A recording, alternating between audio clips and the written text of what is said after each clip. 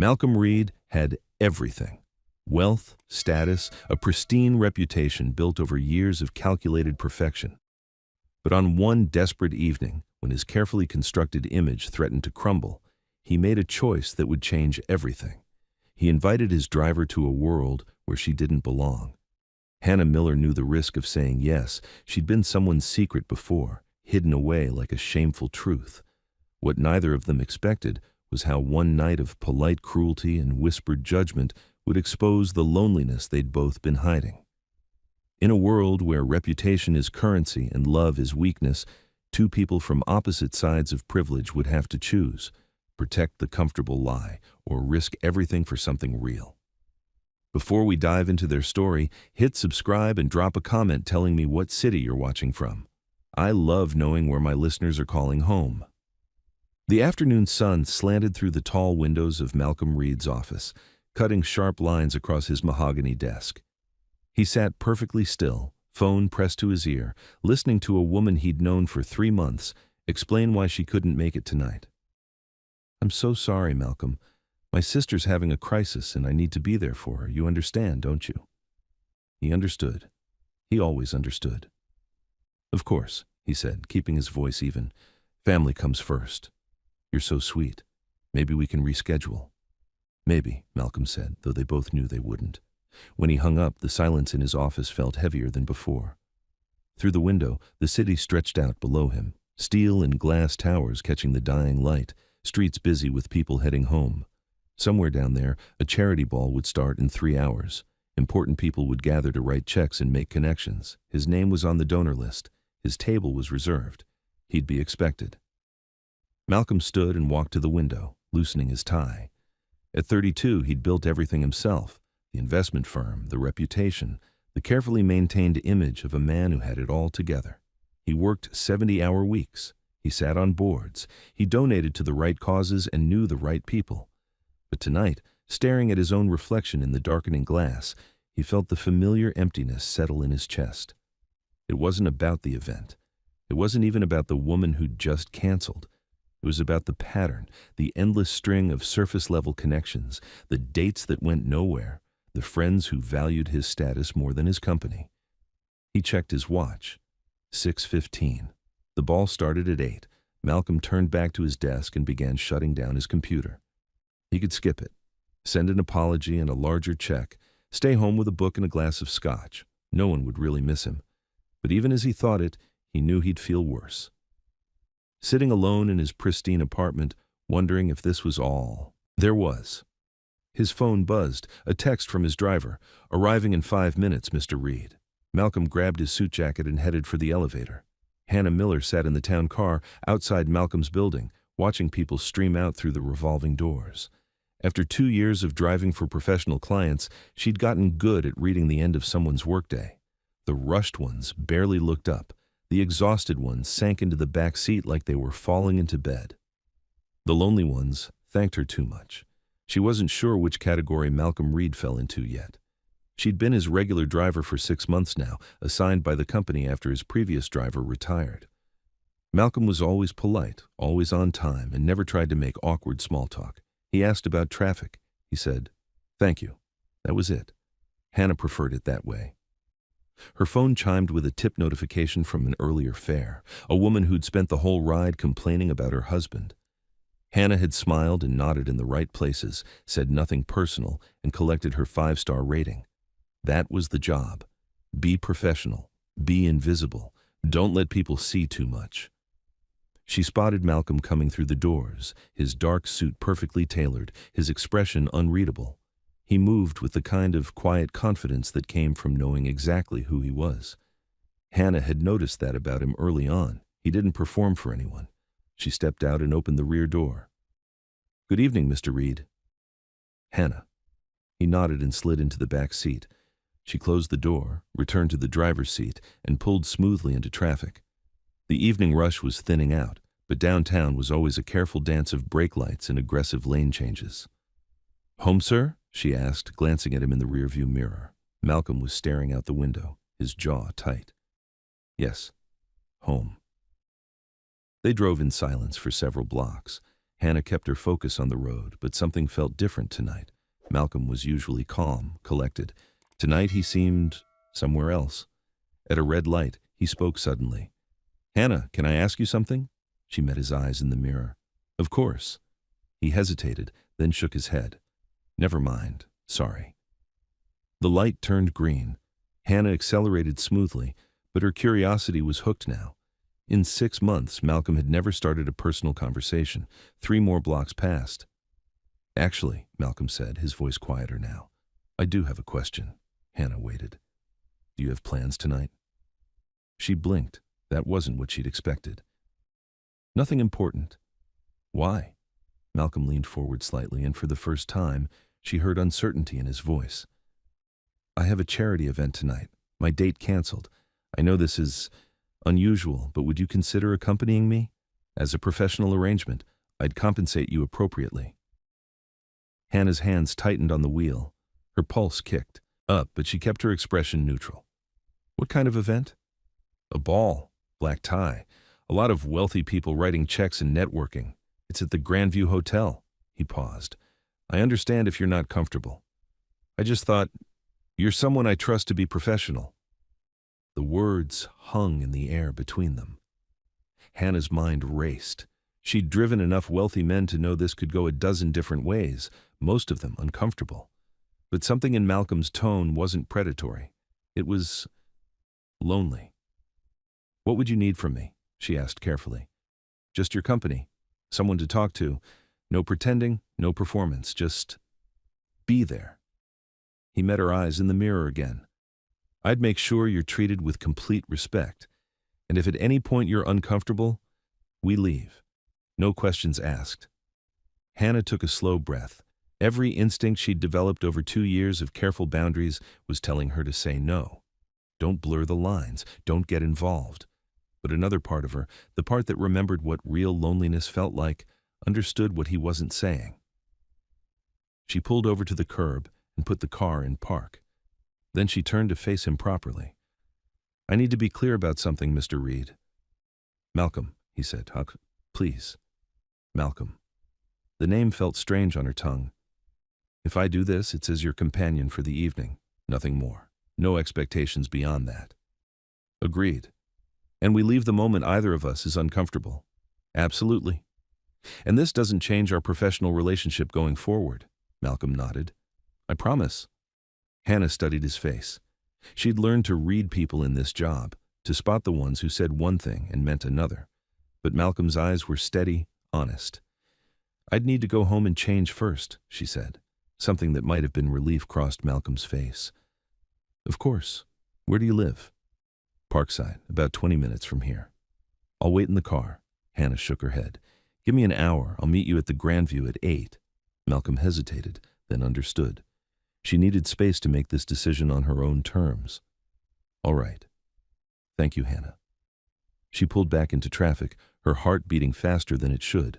In her head, she was already going through her closet, trying to remember what she owned that could possibly work for a charity ball. Hannah's apartment was small and neat. 1 bedroom, clean lines, everything in its place. She stood in front of her closet in her underwear, staring at her limited options. She didn't own ball gowns. She owned work clothes and casual weekend clothes, and exactly one dress that might almost be nice enough. It was navy blue, simple, with a modest neckline and sleeves that ended just above her elbows. She'd bought it 2 years ago for a cousin's wedding and hadn't worn it since. Hannah pulled it out and held it up to the mirror. Not fancy, not glamorous, but dignified. That would have to be enough. She showered quickly, dried her hair, and applied minimal makeup, just enough to look put together. No transformation, no fantasy. Just herself, slightly more polished. As she zipped up the dress, her mother called. "Hey, baby, how was your day?" Hannah smiled despite her nerves. Her mother always called at the end of her shift at the hospital. "Interesting. I'm actually heading to an event tonight." "Oh? What kind of event?" Hannah hesitated. "A charity ball, with a client." There was a pause. "Hannah, it's professional, Mom. He needed a last-minute companion. It's just a few hours." "Is this the businessman you drive, the nice one?" "Yes." Another pause. Her mother's protective instincts were probably on high alert. Are you safe? I'm safe, I promise. Hannah checked the time, 7:30. I need to go, but I'll call you tomorrow, okay? Be careful, and remember, you don't owe anyone anything. I know, Mom. I love you. Love you too, baby. Hannah hung up and looked at herself one more time in the mirror. The woman staring back at her was 27 years old, calm and careful. She'd learned to protect herself. She'd learned not to expect too much. But tonight, for reasons she didn't fully understand, she was taking a risk. She grabbed her small black purse and headed for the door. The Grandview Hotel rose 20 stories above the city, its facade lit with golden lights. Hannah stepped out of her Uber and stared up at the entrance, where doormen in pristine uniforms guided guests inside. She didn't belong here. Every instinct told her that. But she'd made a promise, so she walked forward. The lobby was all marble and chandeliers, filled with people in tuxedos and designer gowns. Hannah felt every eye that flicked toward her, doing the math. Too simple, too plain, probably staff. She spotted Malcolm near the entrance to the ballroom, checking his phone. When he looked up and saw her, something in his expression softened. He walked over quickly. Hannah, you look lovely. Thank you. She felt suddenly self-conscious. I'm sorry I don't have anything fancier. You're perfect, Malcolm said quietly. He offered his arm. Ready? Hannah took a breath and slipped her hand into the crook of his elbow. His suit was warm under her fingers. Ready? They walked into the ballroom together. The space was enormous. High ceilings, crystal chandeliers, round tables draped in white linen. A string quartet played softly in the corner. Waiters moved smoothly through the crowd with champagne trays. Everyone looked expensive. Hannah felt Malcolm tense slightly as heads turned. She kept her expression calm, but she saw the quick glances, the raised eyebrows, the whispered questions. A tall man with silver-streaked hair approached, smiling broadly. Malcolm, good to see you. Daniel, Malcolm shook his hand. This is Hannah Miller. Hannah, Daniel Brooks. He's the event coordinator. Daniel's smile was professional, but curious. Welcome, Hannah. Wonderful to have you here. He turned back to Malcolm. Your table's near the front. Let me know if you need anything. As Daniel walked away, a couple approached. A black man in an impeccable tuxedo and a woman in a shimmering gold dress. The man's eyes went straight to Hannah, and something cold flickered in his expression. Malcolm, he said, didn't expect to see you here after all. Malcolm's grip on Hannah's arm tightened almost imperceptibly. Victor, Elaine, this is Hannah Miller. Charming, Elaine said, her smile not quite reaching her eyes. Victor extended his hand to Hannah. Victor Lang, old friend of Malcolm's. Hannah shook his hand firmly. Nice to meet you. So, Victor said, turning back to Malcolm, where did you two meet? Malcolm's jaw tightened. Hannah drives for the company I use. Ah, Victor's smile turned knowing. A practical solution. The words landed like a slap. Hannah felt heat rise in her chest, but she kept her face neutral. She'd heard worse, she'd survived worse, but Malcolm went very still beside her. Hannah is my guest, he said quietly, and I'd appreciate her being treated as such. Victor raised his hands in mock surrender. Of course, no offense intended. Of course not, Elaine added, her voice sweet as poison. As they walked away, Hannah felt Malcolm's anger radiating through his arm. She leaned in slightly. It's okay. It's not okay, Malcolm said. I knew what I was walking into, Hannah said. I'm tougher than I look. Malcolm looked down at her and something shifted in his expression. Respect, maybe, or recognition. I'm beginning to see that. They found their table and sat down. Around them, conversations hummed. Hannah watched Malcolm greet other guests, watched him slip back into the polished version of himself that everyone expected. But every few minutes, his eyes would find hers, checking in, making sure she was okay. And despite everything, the stares, the whispers, the clear judgment from Victor and people like him, Hannah felt something unexpected. She felt safe. Dinner was elegant and excessive, courses that were more art than food, served on plates that probably cost more than Hannah's monthly rent. She ate carefully, aware that she was being watched by people at nearby tables. Malcolm barely touched his food. He was tense, distracted, his attention split between the speeches happening on stage and the quiet conversations around them. During the salad course, Hannah heard Victor's voice from the table behind them, low but audible. I just don't understand what he's thinking. Maybe he's making a point, Elaine replied. What kind of point? That he'll bring anyone? Hannah's fork paused halfway to her mouth. Malcolm's hand tightened around his water glass. Let it go, Hannah whispered. I shouldn't have to, Malcolm said, but you do. Hannah met his eyes. Because fighting. Them won't change anything. It'll just make the night longer. Malcolm stared at her for a long moment, then slowly relaxed his grip on the glass. When did you get so wise? Probably around the same time I learned that some battles aren't worth your peace. He smiled. A real smile, small but genuine. Tell me something about yourself that has nothing to do with this room. Hannah blinked. What do you want to know? Anything. What do you do when you're not driving wealthy people around? She thought about it. I read. A lot. Mostly fiction. I like getting lost in other people's stories. What kind of fiction? Mysteries, mostly. I like figuring things out. She hesitated, then added, and sometimes romance? The good kind, where people actually talk to each other. Malcolm's smile widened. As opposed to the bad kind? The bad kind is all misunderstandings that could be solved with one honest conversation. Hannah surprised herself by relaxing a little.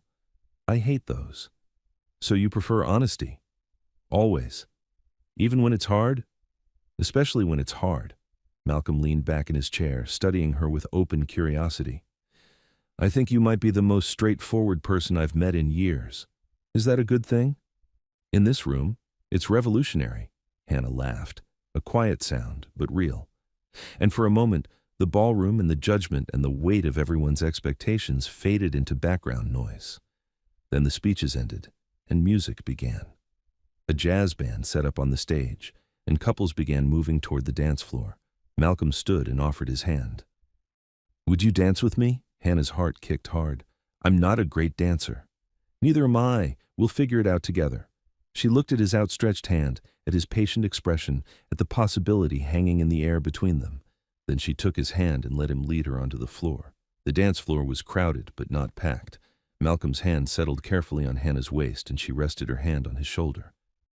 They were closer than they'd been all night, close enough that she could smell his cologne, something subtle and clean. Just follow my lead, Malcolm said softly. I'll keep it simple. They began to move, slow and easy, nothing fancy. Hannah focused on the steps, trying not to think about the people watching. But gradually, as the music continued, she felt herself relax into the rhythm. See, Malcolm said, you're doing fine. You're a better dancer than you claimed. My mother insisted on lessons when I was 12. I hated every minute. Hannah smiled. Did you step on a lot of feet? Constantly. My teacher threatened to quit twice. But you stuck with it. My mother didn't give me a choice. Malcolm's expression grew distant. She had very specific ideas about what a successful life looked like. Did you meet her expectations? I exceeded them. His voice was flat. And then she passed away. Before we could figure out if that was enough. Hannah's chest tightened. I'm sorry. It was 5 years ago, but thank you.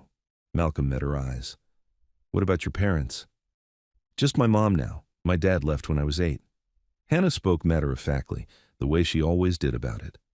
Mom raised me alone. She's a nurse, works too hard, worries too much, and would probably kill me if she knew I was here right now. Why? Because she thinks every wealthy man has ulterior motives. Does she have reason to think that? Hannah hesitated, then decided on honesty. I dated someone once who worked in finance. He was charming, successful, everything I thought I wanted. But I was always his secret. He'd take me to quiet restaurants in other neighborhoods, never introduced me to his friends, never invited me to anything public. When I finally asked him why, he said I didn't fit his image. Malcolm's jaw tightened. What did you do? I left. It took me longer than it should have, but I left. Hannah looked up at him. That's why I asked for clarity tonight. I needed to know this wasn't that. It's not, Malcolm said firmly. I promise you, Hannah, it's not. They danced in silence for a moment, the music swelling around them. Hannah felt something shifting between them, something fragile and honest. Can I tell you something? Malcolm asked. Yes?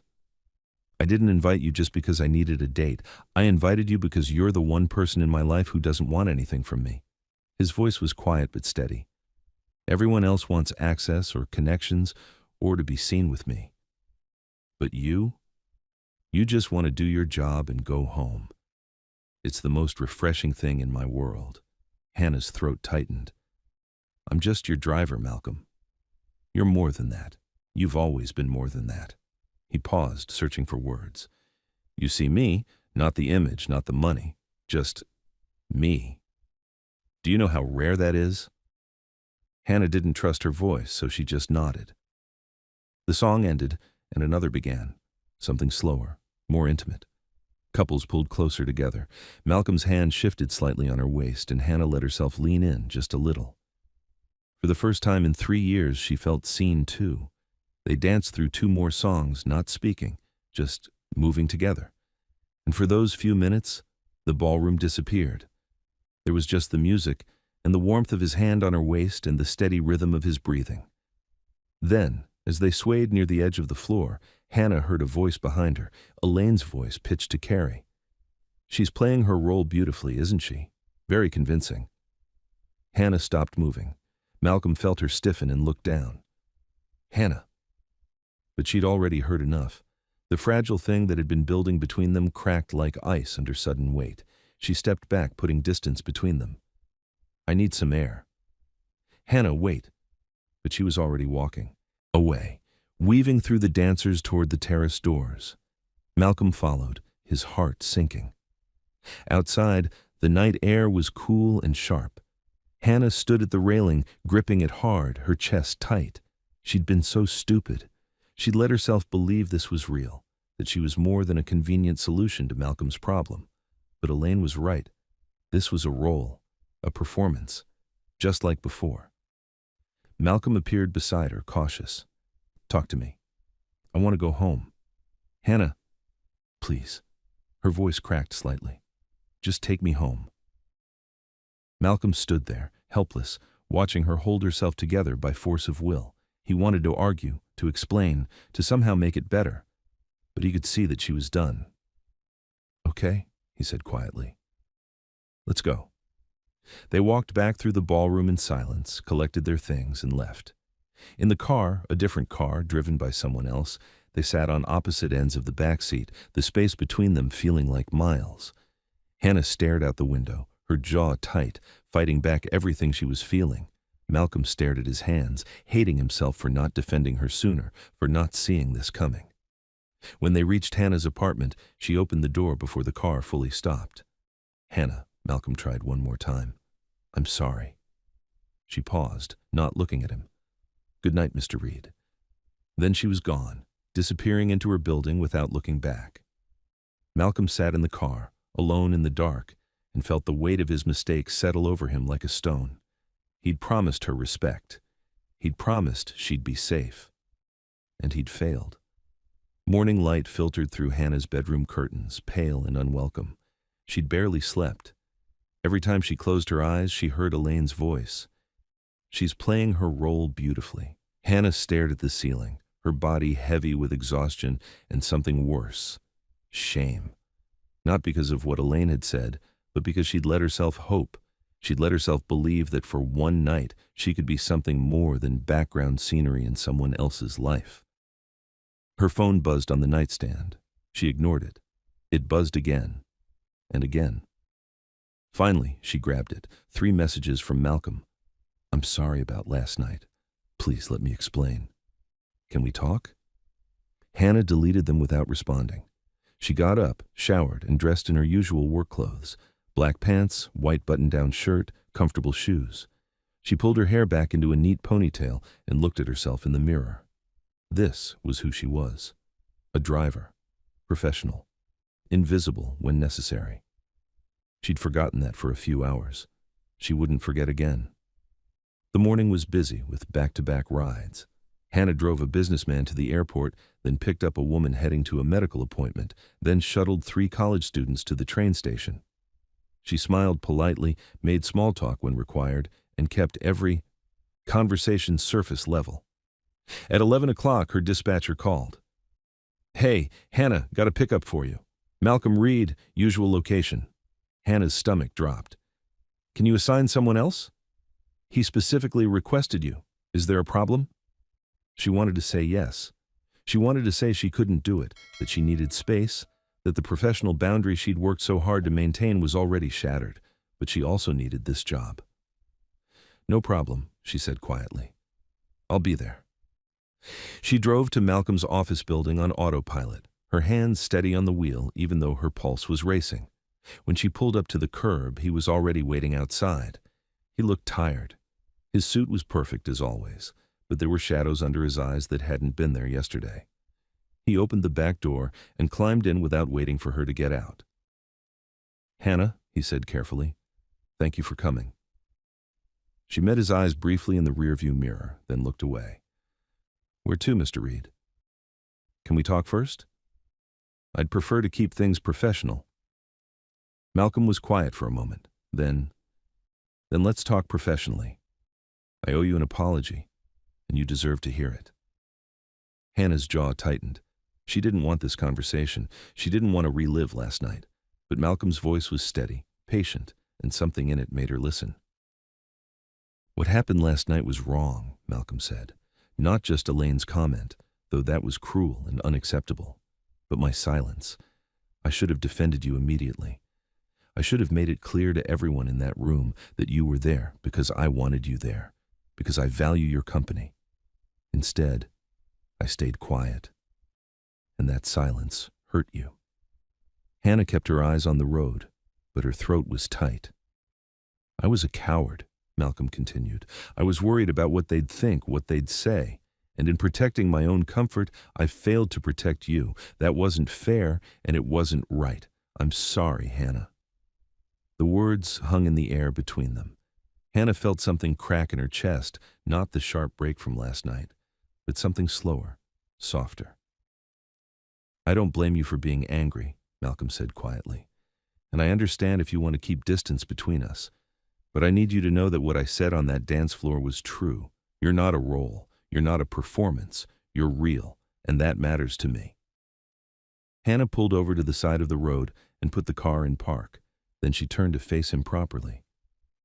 Do you know what it's like, she said, her voice low and controlled, to spend your whole life being useful but never quite enough? To be the person people call when they need something, but never the person they choose when it matters? Malcolm shook his head. No. I was with someone for 2 years who kept me hidden. He said he cared about me, but he never introduced me to his friends, never invited me to events. I was his secret. And when I finally asked why, he said I wasn't what people expected. I didn't have the right education, the right background, the right anything. Hannah's voice was steady, but her hands were clenched in her lap. So I left. And I promised myself I'd never be someone's secret again. You're not my secret, Malcolm said firmly.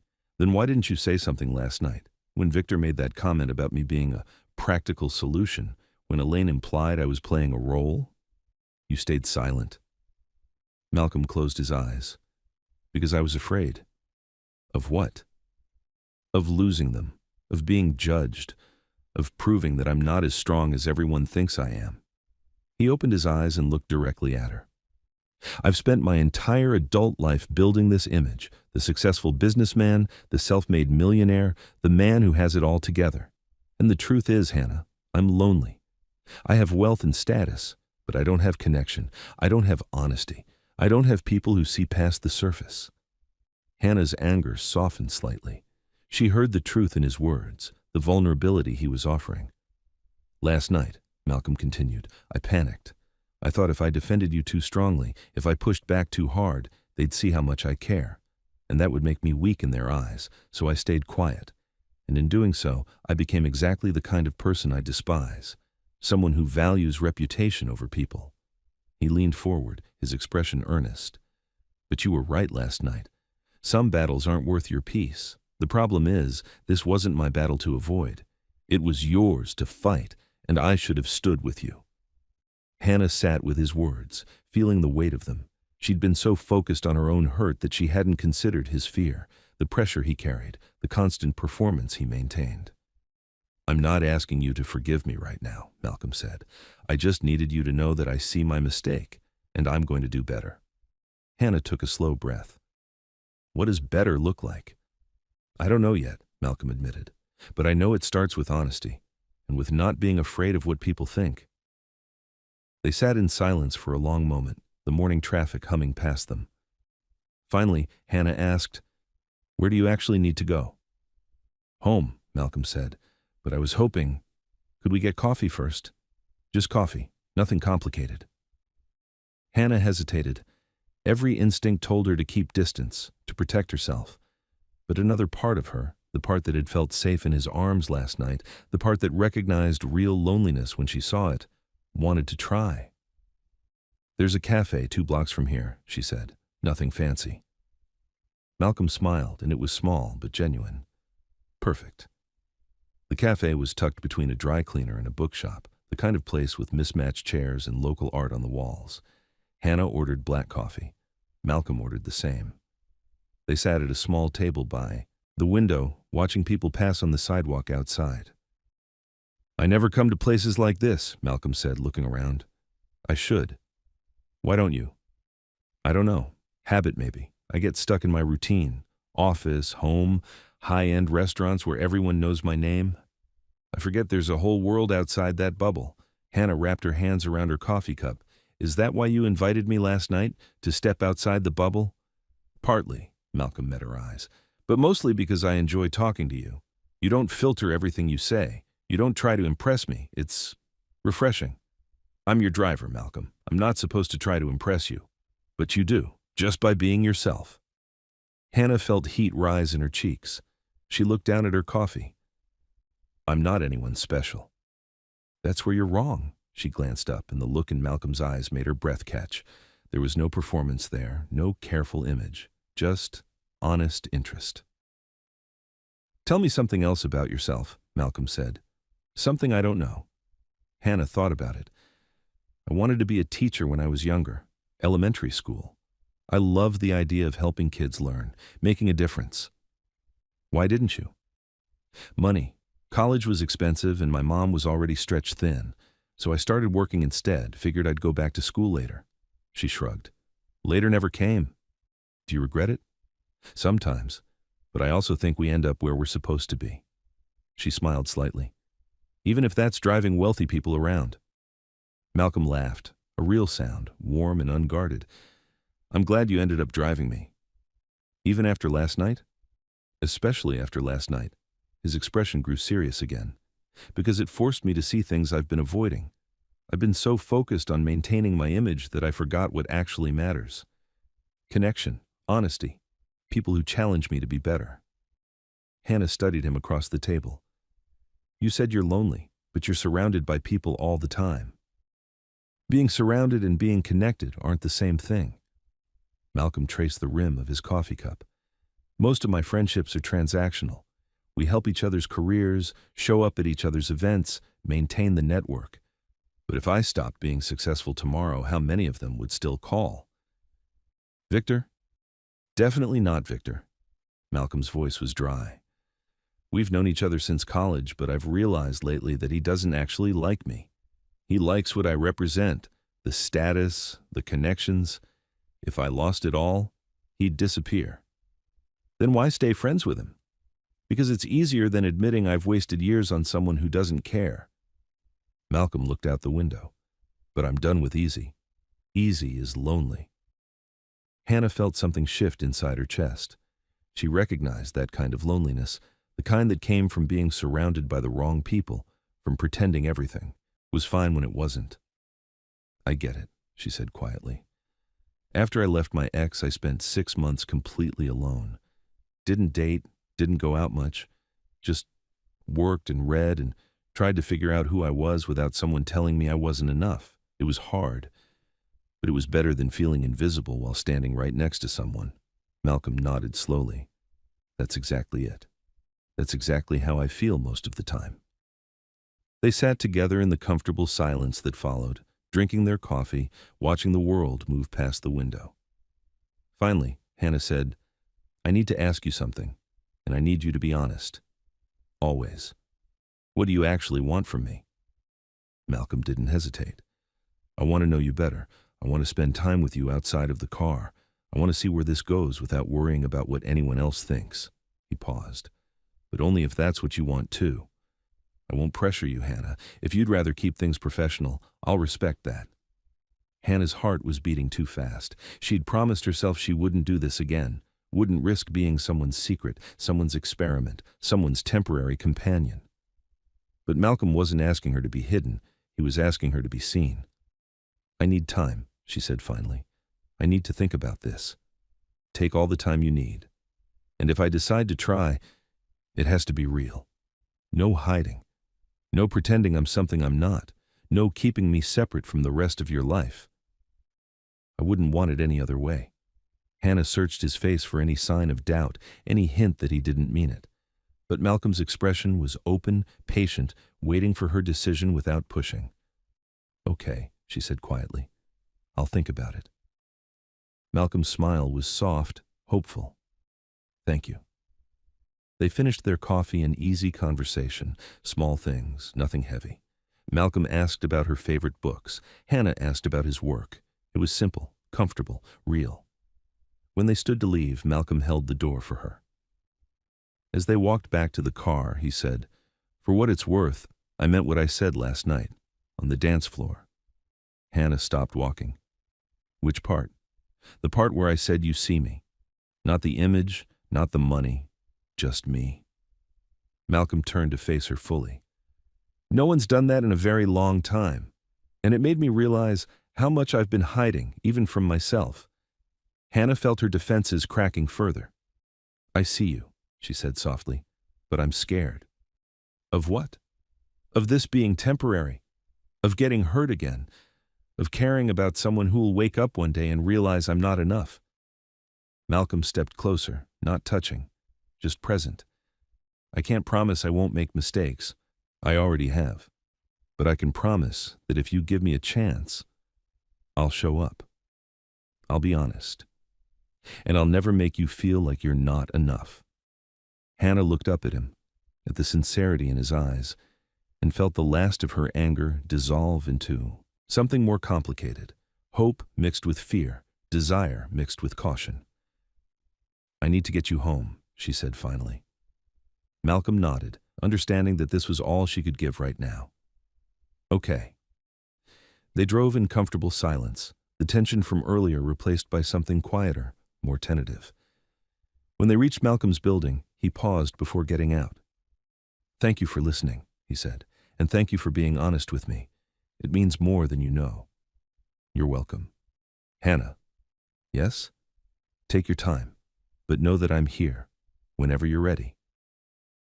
He got out of the car and walked into his building, leaving Hannah alone with her thoughts and the warm impression of possibility. That evening, Hannah sat in her mother's kitchen, helping chop vegetables for dinner. Her mother, Rosa, moved around the small space with practiced efficiency, the way she did everything, steady, capable, unflappable.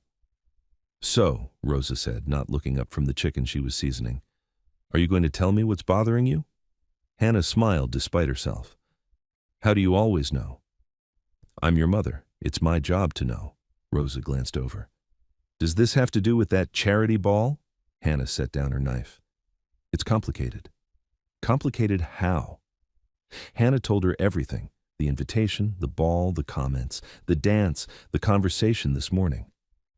Her mother listened without interrupting, her expression thoughtful. When Hannah finished, Rosa was quiet for a long moment.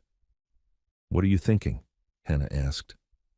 I'm thinking, Rosa said slowly, that you're scared because this man sees you, really sees you, and that terrifies you more than being invisible ever did.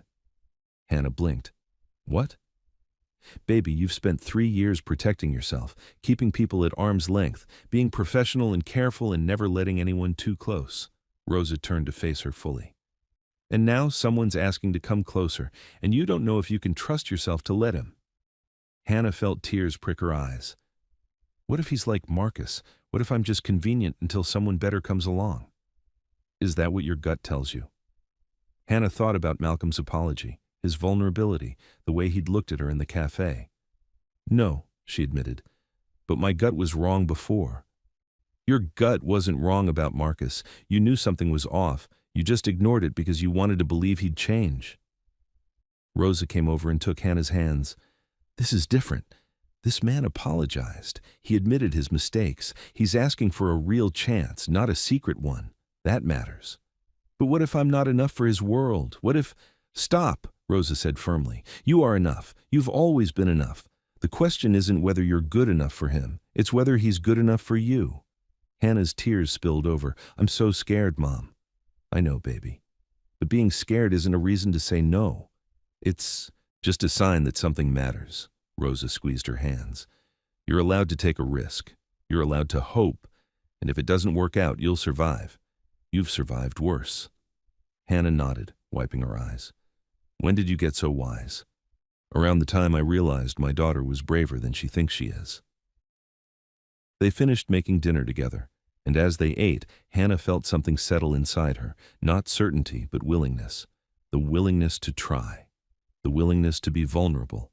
The willingness to believe that maybe, just maybe, this could be different. 3 days passed before Hannah made her decision. 3 days of driving other clients, of thinking about Malcolm's words, of imagining what it might look like to say yes. On the 4th day, she texted him. Are you free tomorrow evening? His response came within minutes. Yes. What do you have in mind? Dinner. Somewhere quiet. Just us. I'd like that. Where? Hannah gave him the name of a small Italian restaurant in her neighborhood. Nothing fancy, but the food was good and the atmosphere was warm. See you at 7, Malcolm replied. Hannah stared at her phone, her heart racing. She'd done it. She'd taken the first step. Now she just had to follow through. The restaurant was half full when Hannah arrived, families and couples scattered among the tables. She'd dressed simply, jeans, a soft sweater, her hair down. No performance, just herself.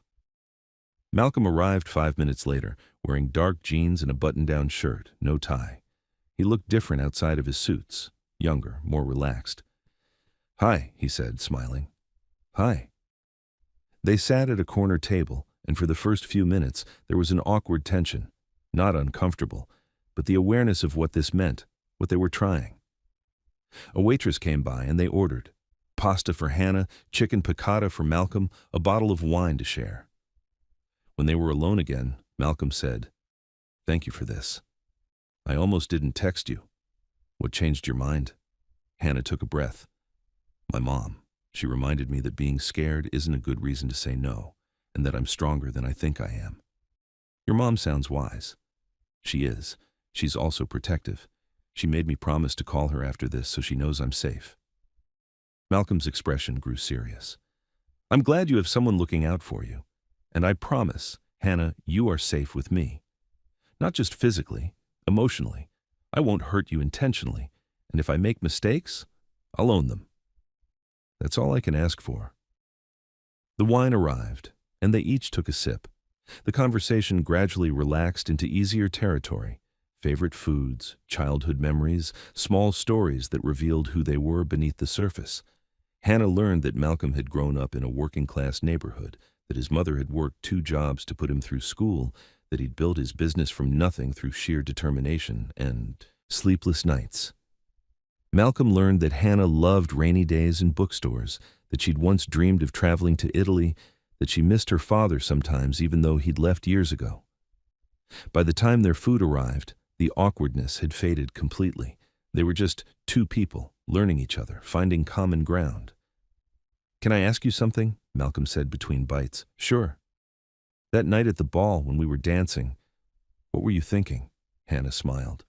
I was thinking that you were a better dancer than you'd admitted, and that I felt safe with you, which scared me. Why did it scare you? Because feeling safe with someone means you can get hurt when they leave. She looked down at her plate. And people always leave. Not everyone, Malcolm said quietly. Hannah met his eyes. You can't promise that. No, but I can promise to show up for as long as you'll have me. One day at a time. Something in Hannah's chest loosened. One day at a time, she repeated. I think I can do that. Malcolm's smile was warm, genuine. Then that's where we start. They finished dinner slowly, savoring both the food and the conversation. When the check came, Malcolm reached for it, but Hannah stopped him. "We split it," she said firmly. "Hannah, if this is real, if we're trying this, then we start equal. No one owes anyone anything." Malcolm studied her for a moment, then nodded. "Equal. I like that." They split the check down the middle. Outside the restaurant, the night air was cool and clear. They walked slowly toward where Hannah had parked, neither of them quite ready for the evening to end. "So," Malcolm said, "what happens now?" Hannah thought about it. "Now we take it slow. We get to know each other. We see what this is without forcing it to be anything." "And your job?" "We keep that professional. I'll still drive you when I'm assigned. But we don't blur those lines." "Agreed." Malcolm stopped walking and turned to face her. "Can I ask one more thing?" "Yes." "Can I see you again? Soon?" Hannah felt herself smile. "Yes, but next time you plan something." "Deal." Malcolm hesitated, then carefully, slowly, reached for her hand. Hannah let him take it, their fingers intertwining. It was such a simple gesture, but it felt enormous. A choice, a beginning, a risk they were taking together. "Good night, Hannah," Malcolm said softly. "Good night, Malcolm." She drove home with her hand still warm from his touch, her heart light for the first time in days. When she called her mother, Rosa answered on the first ring.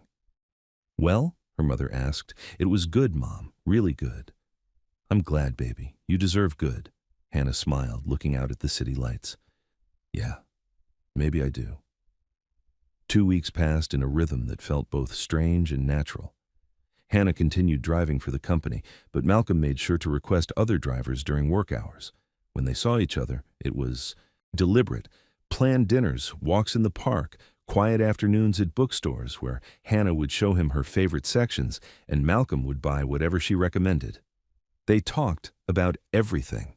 Malcolm told her about the pressure of building a business, the weight of being the first in his family to find financial success, the complicated grief of losing his mother before he could show her everything he'd built. Hannah told him about growing up with just enough but never plenty, about watching her mother sacrifice, about the guilt she still carried for not finishing school. "You're not defined by what you didn't do," Malcolm said one afternoon as they sat on a bench overlooking the river. "You're defined by who you are right now, and right now you're someone I admire deeply." Hannah leaned her head on his shoulder, a gesture that was becoming familiar. "You have to say that. You're dating me." "I'm saying it because it's true." He kissed the top of her head gently. "And because you need to hear it." But beneath the growing comfort, tension simmered. Malcolm still attended his usual events, charity dinners, networking functions, business galas. He went alone, making polite excuses when people asked about his personal life. And each time he came back, Hannah could see the weight of that separation in his eyes. "You're hiding me again," she said one evening when he picked her up for dinner. She kept her voice calm, but the words carried an edge. Malcolm went still. "I'm not hiding you. I'm protecting you." "From what?" "From people like Victor. From judgment. From being seen with you publicly," Hannah finished. She pulled her hand away from his. "Malcolm, we talked about this. I told you I wouldn't be anyone's secret. And you're not. What we have is between us. It's real. But those events, they're work, they're performance. I don't want to subject you to that world until I'm sure we're strong enough to handle it. Or until you're sure I'm worth the risk to your reputation." The words landed hard. Malcolm flinched. "That's not fair." "Isn't it?" Hannah's voice was quiet but firm. "You say you want something real, but you're still keeping me separate from the rest of your life. Your friends don't know about me. Your business associates don't know. I'm a secret you visit in the evenings, and then you go back to your other world." Malcolm was quiet for a long moment. Finally, he said, "You're right." Hannah blinked, surprised by the admission. "I've been telling myself I'm protecting you," Malcolm continued, "but the truth is, I'm protecting myself. I'm afraid of what people will say. I'm afraid of losing respect, losing business connections, losing the image I've worked so hard to build." He met her eyes. "But I'm more afraid of losing you." "Then prove it," Hannah said softly. "How?" Introduce me to your friends, not at some big event where I'm just another face in the crowd. Really introduce me. Let them see that I matter to you. Malcolm took a deep breath, then nodded. Okay, I'm having dinner with some business associates next week. Nothing formal, just drinks and conversation. Come with me. Hannah's stomach tightened. Are you sure? No, Malcolm admitted, but I'm doing it anyway. The restaurant was upscale but not pretentious. Exposed brick walls, soft lighting, a menu that balanced creativity with comfort. Malcolm and Hannah arrived together, his hand resting lightly on her back as they walked through the door. Waiting at a large corner table were 5 people, 3 men in expensive casual wear and 2 women dressed in elegant simplicity. Hannah recognized one of them immediately, Victor Lang, wearing his usual expression of polite superiority. Malcolm's hand tightened slightly on her back, then he guided her forward. Everyone, this is Hannah Miller. Hannah, these are some colleagues and friends. Victor, you've met, this is James Chen, Marcus Powell, and their partners, Lisa and Diane. The table went quiet for a beat. Victor's eyes flicked from Hannah to Malcolm, his expression unreadable. James stood and extended his hand with a warm smile. It's great to meet you, Hannah. Malcolm's been keeping you a mystery. Hannah shook his hand firmly. Not intentionally, I hope. Definitely intentionally, Victor said, his tone light but pointed. Malcolm's always been private about his personal life. There's a difference between private and secretive, Malcolm said evenly, as he pulled out a chair for Hannah. I wanted to make sure we had our footing before introducing Hannah to the chaos of my social circle. Lisa, a woman with kind eyes and silver jewelry, leaned forward. That's smart. Dating in public is hard enough without everyone having opinions. She smiled at Hannah. What do you do, Hannah? Here it was. The moment Hannah had been dreading. She could feel Victor's eyes on her, waiting. I'm a professional driver, Hannah said clearly. I work for executive transport. The table went quiet again, but this time it felt different. Not judgment exactly, but surprise. That's how we met, Malcolm added, his voice steady. Hannah drove me for about 6 months before I worked up the courage to ask her to dinner. Marcus laughed. 6 months? Man, you move slow. I wanted to do it right, Malcolm said, looking at Hannah. She was worth the wait. Hannah felt warmth spread through her chest. This was what she'd needed, not just to be introduced, but to be claimed, to be valued openly. The conversation gradually relaxed. James asked Hannah about her work, genuinely curious about what the job was like. Diane shared a story about a terrible Uber driver she'd had last week. Marcus talked about his own struggle to balance work and relationships. Victor remained mostly quiet, watching with sharp eyes. Halfway through dinner, he finally spoke directly to Hannah. So, Hannah, what attracted you to Malcolm? The question wasn't inherently rude, but the way he asked it, with subtle emphasis on you, carried an implication. Hannah felt Malcolm tense beside her, but Hannah had learned to handle men like Victor. His honesty, she said simply, and the fact that he sees people, not just their usefulness. Victor's eyebrow raised. Interesting. Most people are attracted to success. Success doesn't mean much if you're lonely achieving it, Hannah replied calmly. Malcolm has both, success and substance. That's rare, Lisa smiled. I like her. So do I, James added. Malcolm, you've been holding out on us. Malcolm relaxed slightly, his hand finding Hannah's under the table. She squeezed it gently.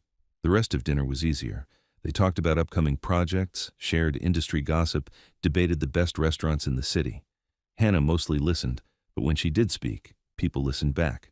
She wasn't trying to impress anyone. She was just being herself. As dessert arrived, Victor excused himself to take a phone call. When he came back, his expression had shifted, harder, colder. Malcolm, can I talk to you for a minute? Privately. Malcolm's jaw tightened. Anything you need to say, you can say here. I don't think that's appropriate. Victor. Malcolm's voice was firm but quiet. Say what you need to say. Victor glanced around the table, then back at Malcolm. Fine, I'm concerned about this. He gestured vaguely toward Hannah. You're a prominent businessman. You have a reputation to maintain. Dating your driver, it looks unprofessional. It raises questions. The table went completely silent. Hannah felt ice settle in her stomach. Here it was, the judgment she'd been waiting for, laid out in the open. But before she could speak, Malcolm did. "You're right," Malcolm said calmly. "It does raise questions. Questions about why I value genuine connection over superficial approval. Questions about whether I'm willing to choose happiness over image. And the answer to all of those questions is yes." Victor's expression tightened. "You're being naive." "No, I'm being honest. Something I haven't been enough of lately." Malcolm leaned forward slightly. "You and I have been friends for 10 years, Victor. But I've realized recently that our friendship is based on convenience, not care. You're concerned about my reputation because it reflects on you, not because you actually care about my well-being. That's not true." "It is true, and it's okay. We can be friendly colleagues without pretending to be more." Malcolm's voice was steady, not angry, just clear. "But I won't let you or anyone else make Hannah feel small because you're uncomfortable with my choices." Victor stared at him for a long moment, then stood abruptly. "I think I'm done here." "I think you are," Malcolm agreed. Victor threw money on the table and left without another word. The remaining 4 people sat in stunned silence. Finally, James let out a low whistle. Well, that was overdue. "You think?" Malcolm asked, some tension bleeding from his shoulders. "Victor's been insufferable for years," Diane said bluntly. "He treats everyone like they're beneath him. I've been waiting for someone to call him out." Lisa nodded.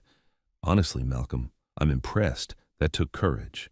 Malcolm looked at Hannah, concern in his eyes. "Are you okay?" Hannah was shaking slightly, but not from fear, from relief, from gratitude, from the overwhelming realization that Malcolm had done exactly what he'd promised. He'd shown up. "I'm okay," she said softly. "More than okay." Marcus raised his glass. To Malcolm for finally growing a spine, and to Hannah for inspiring it. Everyone laughed and clinked glasses. The rest of the evening was warm, easy, real. James and Marcus asked Hannah questions about her life, genuinely interested. Lisa and Diane exchanged numbers with her, suggesting they all get coffee sometime. When dinner ended and they said their goodbyes, Hannah felt lighter than she had in weeks. In the car, Malcolm was driving his own tonight, they sat in comfortable silence for several minutes. Finally, Hannah said, "Thank you." "For what?" "For choosing me, publicly, even when it was hard." Malcolm reached over and took her hand. "It wasn't hard. It was the easiest thing I've done in years. Victor was never really my friend. I think I've known that for a while. I just didn't want to admit it." He pulled her hand to his lips and kissed it gently. "But losing someone who never truly cared is worth finding someone who does." Hannah felt tears prick her eyes. "I do care, more than I expected to." "Me too." They drove to Hannah's apartment, and when they arrived, Malcolm walked her to her door like he always did. But tonight felt different, charged with something new, something deeper. At her door, Hannah turned to face him. "Do you want to come in?" Malcolm went very still. "Are you sure?" "I'm sure." He followed her inside, into the small, neat space that was so completely Hannah. Books on every surface, plants in the windows, a blanket draped over the couch that looked soft and well-loved. "It's not much," Hannah said, suddenly self-conscious. "It's perfect," Malcolm said. "It's you." They sat on the couch together, close but not quite touching. Hannah could feel her heart beating too fast, feel the weight of this moment. "I was so scared tonight," she admitted. "When Victor started talking, I thought—" "I know what you thought, but I meant what I said at dinner. You're not a secret. You're not something I'm ashamed of. You're someone I'm proud to know." Malcolm turned to face her fully. "Hannah, these past 2 weeks have been the most real, most honest weeks I've had in years. Being with you makes me remember who I actually am beneath all the performance." "Who are you?" Hannah asked softly. "I'm someone who's tired of being alone. Someone who wants connection more than approval. Someone who's falling for his former driver and doesn't care what anyone thinks about it." Hannah's breath caught. "You're falling for me?" "Yes, completely, inconveniently, honestly." Hannah laughed, a sound that was half sob. "This is terrifying." "I know. I don't want to get hurt again." "I know that too." Malcolm cupped her face gently. "But I promise you, Hannah, I will do everything I can to be worth your trust. Starting with this, I'm not going anywhere. Not tonight, not tomorrow, not when things get hard. I'm here. Hannah searched his eyes, looking for any hint of doubt, but all she saw was sincerity, patience, and something that looked an awful lot like love. I'm falling for you too, she whispered. It scares me how much. Malcolm smiled, soft and genuine. Then let's be scared together. He leaned in slowly, giving her time to pull away. But Hannah didn't pull away. She closed the distance between them, pressing her lips to his in a kiss that was tender, careful, and full of promise. When they pulled apart, Malcolm rested his forehead against hers. We're doing this, Hannah agreed. They stayed on the couch for hours, talking and laughing and kissing, building something real in the quiet of Hannah's small apartment. And for the first time in 3 years, Hannah let herself believe that maybe, just maybe, she could trust this. The next morning, Hannah woke to sunlight streaming through her bedroom window and the smell of coffee. She sat up confused, then remembered. Malcolm. She pulled on a robe and padded into the kitchen, where Malcolm stood at her counter in his clothes from last night, looking rumpled and perfect. I made coffee, he said, smiling. Hope that's okay. I found your stash. Hannah laughed. It's definitely okay. She took the mug he offered her. Did you sleep? A few hours. I kept watching you, making sure this was real. Creepy, Hannah teased. Probably, but true. Malcolm sipped his own coffee. I have a meeting at 10. I should probably go home and change. Probably, Hannah agreed, but she didn't want him to leave yet. Malcolm seemed to sense it. He set down his coffee and pulled her into a hug, careful not to spill hers. When can I see you again? Tonight? Tonight, he confirmed. But this time you come to my place. I'll cook. Hannah raised an eyebrow. You cook? Barely, but I'll try. He kissed her forehead. And Hannah? What happened last night? With Victor, with my friends? That's just the beginning. I want you in all parts of my life. Not hidden, not separate, fully included. Hannah's throat tightened with emotion. That's what I want too. Then that's what we'll build. Malcolm pulled back and looked at her seriously. It won't always be easy. People will judge. Some will disapprove. But I'm done living for other people's approval. Me too, Hannah said. They stood there in her small kitchen, holding each other, coffee cooling, forgotten on the counter. And in that moment, Hannah felt something she hadn't felt in years. Hope. Real, solid, terrifying hope that this could actually work, that she could actually be loved without being hidden, that choosing courage over safety was worth the risk. Malcolm left an hour later, kissing her goodbye at the door with a promise to text her as soon as his meeting ended. Hannah watched him go, then closed the door and leaned against it, a smile spreading across her face. Her phone buzzed, a text from her mother. How are you, baby? Hannah replied. I'm good, Mom. Really, really good. I'm proud of you. Hannah's eyes stung with happy tears. Thanks, Mom. I'm proud of me, too. She spent the rest of the morning in a daze, cleaning her apartment and thinking about Malcolm, about his courage last night, about the way he'd chosen her over Victor's approval, about the promise in his eyes when he said he was falling for her. At noon, her phone rang, Malcolm's name on the screen. Hey, she answered, smiling. Hey yourself, meeting just ended. I've been thinking about you the entire time. Did you close the deal? I have no idea. I wasn't paying attention. Malcolm laughed. I'm a mess, Hannah. You've completely destroyed my focus. Sorry? Don't be. It's the best kind of distraction. His voice grew softer. I meant what I said this morning. I want you in my life. All of it. So, how do you feel about coming to a fundraiser with me next month? It's for a children's education charity. Big event. Lots of people. Very public. Hannah's stomach flipped. Are you sure? I'm completely sure. I want to walk in there with you on my arm. I want everyone to know that I'm with someone extraordinary. Malcolm, you don't have to decide now. Just think about it. Hannah took a breath. This was it, the real test. Not a quiet dinner with a few colleagues, but a major public event, the kind where photographs would be taken and people would talk. But Malcolm was offering her exactly what she'd asked for. No hiding, no secrets, full inclusion. I'll go, she said. Yeah? Yeah, I'm terrified, but I'll go. Malcolm's relief was audible. Thank you. And Hannah, I'll be with you the entire time. We'll face whatever comes together. Together, Hannah repeated, letting the words settle into her bones. After they hung up, Hannah sat on her couch, processing. 1 month. 1 month to prepare herself for stepping fully into Malcolm's world, not as a temporary companion, but as someone who mattered. It was terrifying, but it was also exactly what she wanted. She pulled out her phone and texted Malcolm, "What's the dress code for this fundraiser?" His response came immediately. "Whatever makes you feel like yourself.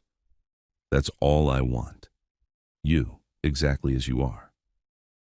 Hannah smiled and set down her phone. She had a month to get ready, a month to build her courage, a month to prepare for the next chapter of whatever this was becoming. But for now she had tonight, dinner at Malcolm's place, just the two of them, building something real, one moment at a time. And that felt like more than enough. The month passed in a blur of ordinary moments that felt extraordinary. Malcolm was true to his word. He included Hannah in his life without hesitation. They had dinner with James and Marcus again, this time with their partners, and the evening was easy and warm. Hannah met Malcolm's business mentor, an older woman named Patricia, who looked at Hannah with sharp, knowing eyes and said, "You're good for him. Don't let him forget it." Malcolm introduced Hannah to his favorite places, a jazz club tucked away downtown, a museum where he liked to walk when he needed to think, a small park where his mother used to bring him as a child. Each place was a piece of him, offered freely. Hannah did the same, bringing Malcolm into her world. He met her mother over Sunday brunch, and Rosa studied him carefully before finally nodding her approval. "You treat my daughter right," she said simply, and Malcolm promised he would. They fell into a rhythm, dinners several times a week, quiet mornings when Malcolm would show up at Hannah's apartment with coffee and bagels, long phone calls late at night when they couldn't sleep. Hannah continued working as a driver, but she'd requested to be taken off Malcolm's regular assignment to keep their professional and personal lives separate. Malcolm supported the decision without question, but beneath the growing comfort and deepening connection, Hannah felt the approaching fundraiser like a storm on the horizon. She tried not to think about it too much, but as the date drew closer, anxiety crept in. 3 days before the event, Malcolm noticed her distraction. They were at his apartment, a sleek minimalist space with floor-to-ceiling windows overlooking the city. Hannah sat on his couch, staring at her phone, scrolling through dress options online for the 100th time. "Talk to me," Malcolm said, sitting beside her. "I'm fine." "Hannah." He gently took her phone and set it aside. "You're not fine. You've been tense all week." She sighed, leaning back against the couch. "I'm nervous about Friday. I keep thinking about the charity ball, how people looked at me, what they said. And I know this is different. I know you'll be with me. But I'm still scared." "Of what, specifically?" Hannah struggled to put it into words. "Of being judged, of not fitting in, of embarrassing you." Malcolm turned to face her fully. "You could never embarrass me. You don't know that." "Yes, I do, because you're intelligent, kind, and genuine. Those things matter more than any designer dress or pedigree." He took her hand. "Hannah, I need you to hear something. The people at this fundraiser, they're not better than you. They're just wealthier. That's it. And most of them are deeply insecure, constantly performing, afraid someone will figure out they're not as impressive as they pretend to be." Hannah looked at him. "Is that how you feel?" "It's how I used to feel, before you." Malcolm squeezed her hand. "You make me want to be real instead of impressive. And I promise you, there will be people at this event who feel the same way. People who are tired of the performance and grateful to meet someone authentic." "And the others?" "The others don't matter. Let them judge. Let them whisper. We'll know the truth, that what we have is worth more than their approval." Hannah felt some of her anxiety ease. "When did you get so wise?" Malcolm smiled. "Around the time I met a woman who refused to let me hide behind my money and status." She leaned into him, letting his steadiness ground her. "I want to do this right. I want to make you proud." "You already do, every single day." He kissed the top of her head. "And Hannah, you don't have to prove anything to anyone. Just be yourself. That's always been enough." Friday arrived too quickly. Hannah spent the afternoon at her mother's house getting ready with Rosa's help. She'd finally chosen a dress, deep emerald green, simple but elegant, with a modest neckline and a silhouette that made her feel confident without feeling like she was pretending to be someone else. Rosa zipped up the back and stepped back to look at her daughter. "You're beautiful, baby." "I'm terrified," Hannah admitted, staring at her reflection. "That's because it matters. If it didn't matter, you wouldn't be scared." Rosa smoothed Hannah's hair gently. "But remember, you're not going there to prove you belong. You're going there because someone loves you and wants you by his side. That's all that matters." "Does he love me?" Hannah asked quietly. "We haven't said it yet." Rosa smiled knowingly. "Oh, baby, that man loves you. I saw it the moment I met him, the way he looks at you, the way he listens when you talk, the way he softens around you. He loves you. He's probably just waiting for the right moment to say it." Hannah's heart squeezed. "I think I love him too." "I know you do." Rosa hugged her carefully, mindful of the dress. "So go, be brave, and remember that you are enough exactly as you are." Malcolm picked Hannah up at 6:30, and when she opened the door, he stopped mid-step, staring. "You're stunning," he said, his voice quiet with wonder. Hannah blushed. "You clean up pretty well yourself." He did. His tuxedo was perfectly tailored, classic and elegant, but it was the look in his eyes, warm, proud, completely focused on her, that made Hannah's breath catch. Malcolm offered his arm. "Ready?" Hannah took it, feeling steadier with him beside her. "Ready." The fundraiser was held at the Metropolitan Center, a grand building with marble columns and soaring ceilings. As they arrived, camera flashes went off, photographers capturing guests for the charity's social media and local press coverage. Malcolm kept his hand on Hannah's. Back as they walked the red carpet, not hiding, not hesitating. When a photographer called out for them to pose together, Malcolm turned to Hannah with a question in his eyes. She nodded, and they posed. Malcolm's arm around her waist, Hannah's hand resting on his chest. Natural. Real. Inside, the ballroom was magnificent. Chandeliers, live orchestra, hundreds of people in formal wear. Hannah's stomach tightened, but Malcolm's steady presence beside her kept her grounded. "Breathe," he murmured. "You're doing great." They made their way through the crowd, and Malcolm introduced her to person after person, donors, board members, business associates. Each time, he introduced her the same way.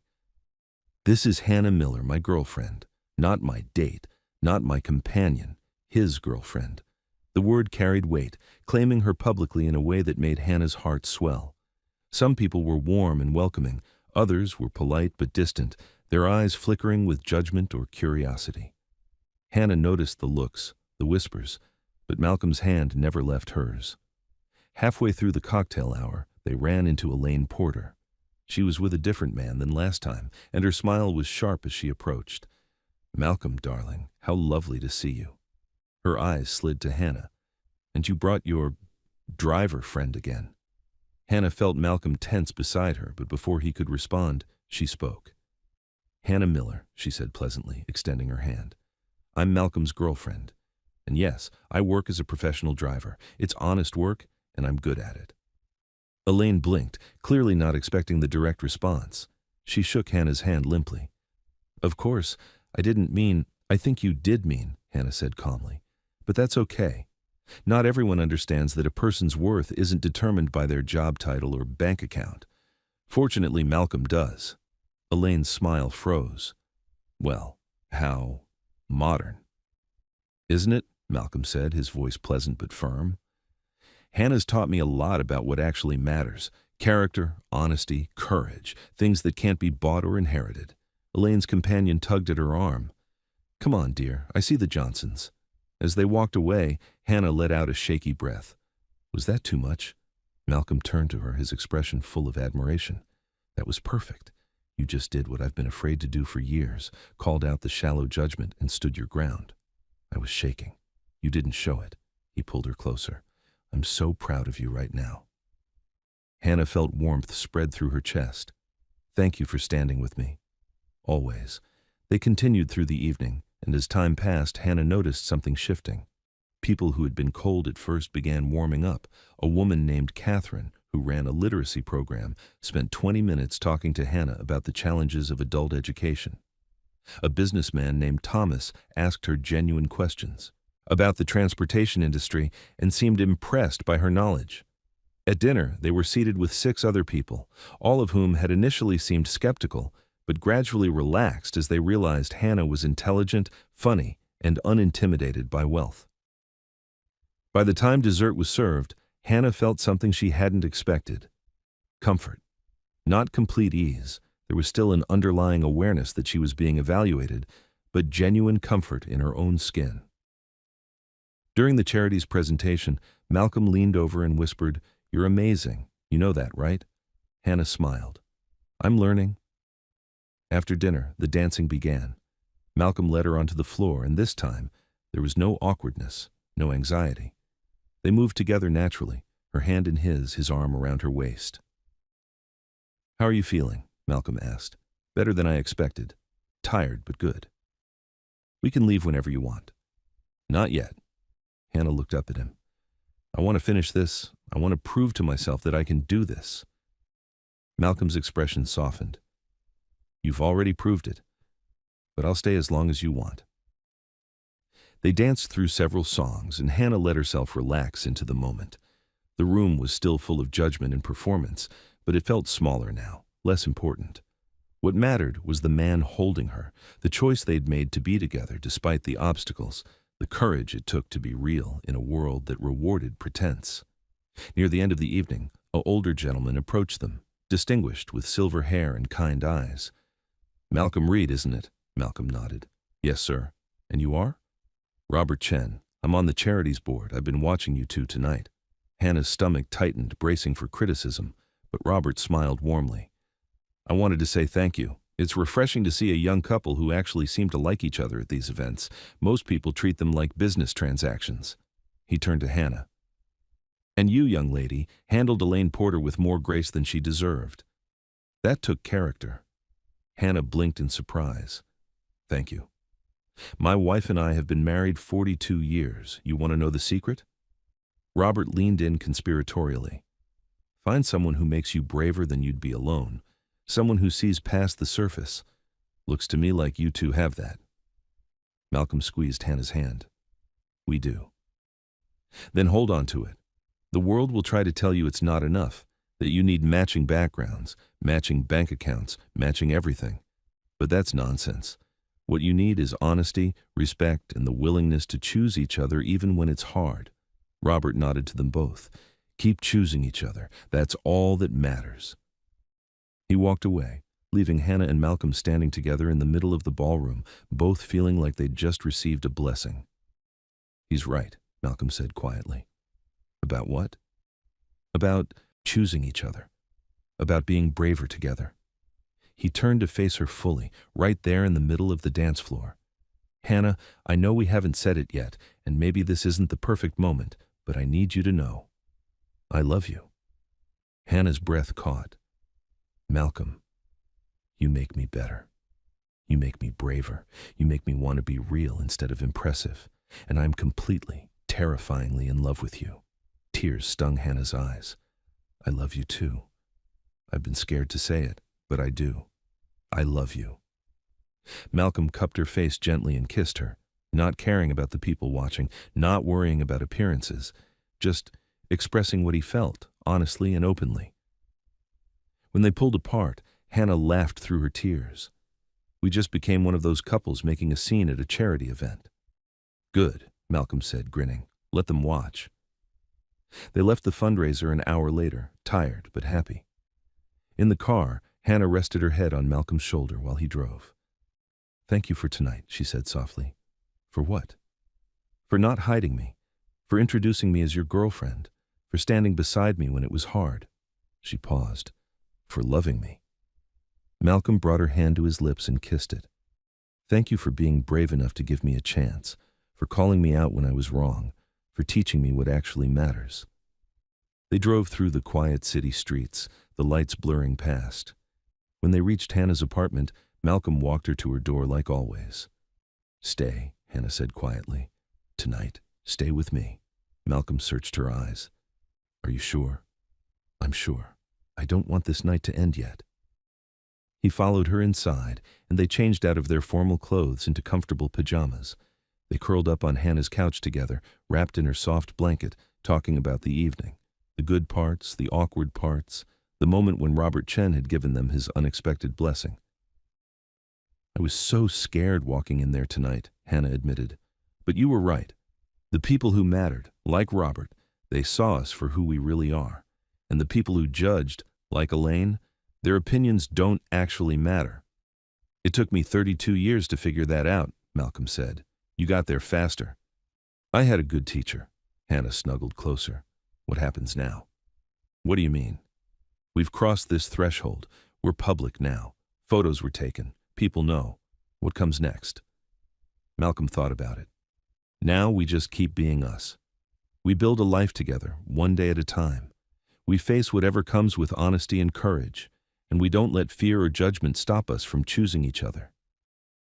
That sounds good, Hannah murmured, her eyes growing heavy. It sounds perfect.